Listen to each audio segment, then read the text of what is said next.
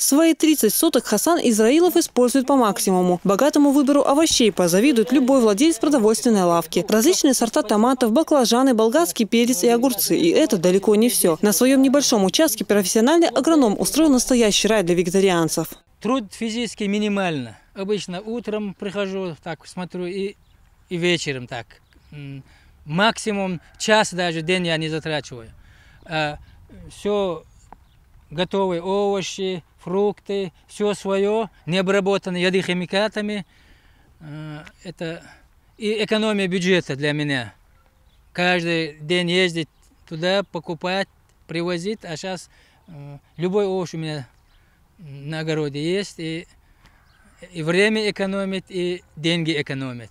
Под посадку овощей опытный агроном отвел только 4 сотки. По словам Хасана, этого достаточно, чтобы прокормить большую семью. Для любимых внуков заботливый дедушка выращивает самые полезные культуры, богатые витаминами. Сейчас у нас проблема избыточный вес. И большинство имеет высокое давление, сердечники. А салат – это повышенное содержание калия. И там и таблетки не надо глотать. Вот салат день один раз сделал. И для сердечника это обычно боли бывают из-за недостатка калия.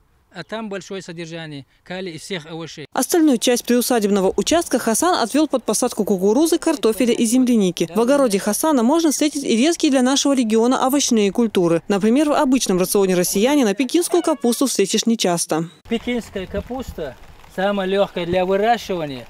В марте посеял, уже через 50-60 дней вот урожай. Это вообще можно сказать диетическая капуста.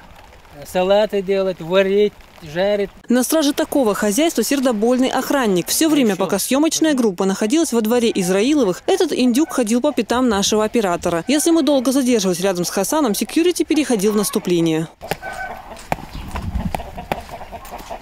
Несмотря на суровую охрану, свое богатство Хасан от людей не скрывает. Готов поделиться профессиональным советом с каждым желающим. Совет всем: овощи дома выращивать, или можно несколько яблонь посадить, и яблоки для себя вырастет. Хотя бы он летом будет иметь яблоки.